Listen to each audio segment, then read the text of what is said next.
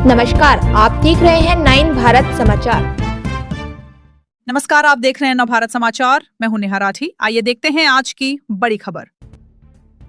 पूर्व खाद्य आपूर्ति मंत्री राजेंद्र गर्ग ने तकनीकी शिक्षा मंत्री राजेश धर्मानी को घेरते हुए कहा कि कांग्रेस सरकार के 3 साल के कार्यकाल में घुमारवीं के विकास पर पूरी तरह ग्रहण लग गया।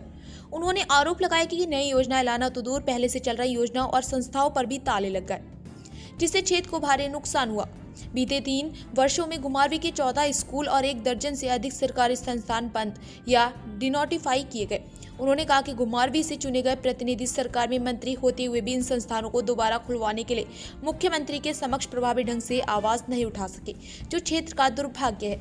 मुख्यमंत्री सुखविंदर सिंह सुक्खू का घुमारवीं दौरा प्रस्तावित है और उम्मीद जताई गई है कि मुख्यमंत्री बंद व डिनोटिफाइड संस्थानों को पुनः खोलने की घोषणा कर क्षेत्रवासियों को राहत देंगे।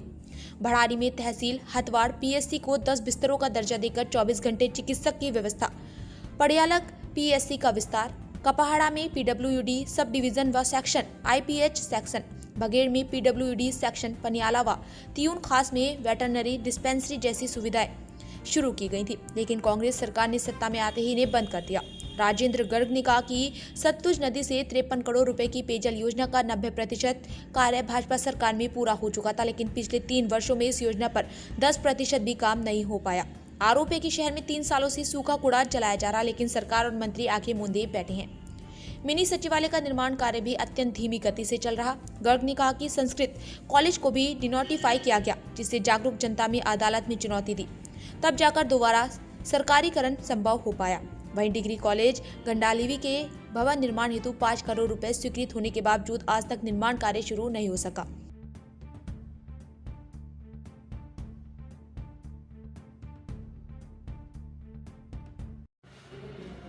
भारतीय जनता पार्टी के कार्यकाल में जो संस्थान यहाँ घुमारवीं के अंदर खुले थे और कांग्रेस की सरकार प्रदेश के अंदर जैसे ही बनी, उन सभी संस्थानों को, चाहे वो भराड़ी की तहसील की बात थी, चाहे वो हटवाड़ के सीएससी को 10 बेडेड करना, 24/7 की सेवाएं देना, पटियाला के पीएससी को 10 बेडेड करना, कपाड़ा में पीडब्ल्यूडी के सब डिवीज़न, आईपीएच का सेक्शन, पीडब्ल्यूडी का सेक्शन, बघेड़ में आईपीएच पीडब्ल्यूडी का सेक्शन और तियून खास में वेटरनरी डिस्पेंसरी, पनियाला ढलो में वेटरनरी डिस्पेंसरी खोलना और उसको बंद कर देना, डिनोटिफाई कर देना, इस प्रकार का जो व्यवस्था पतन का काम इस सरकार ने किया है।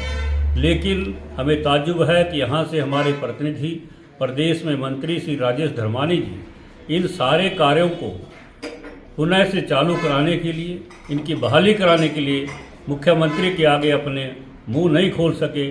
वो अपनी पर्सनल मान प्रतिष्ठा, पद प्रतिष्ठा के लिए ही लगे रहे हैं और उसको बचाने में ही जुटे हुए हैं।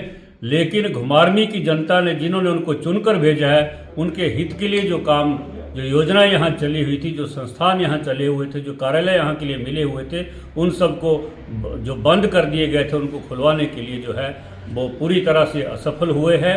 और सरकार जो है, हम सरकार से मांग करते हैं कि जल्दी इन संस्थानों को, इन कार्यालयों को पुनः बहाल किया जाए, नहीं तो भारतीय जनता पार्टी अब आंदोलन करने से कोई गुरेज नहीं करेगी।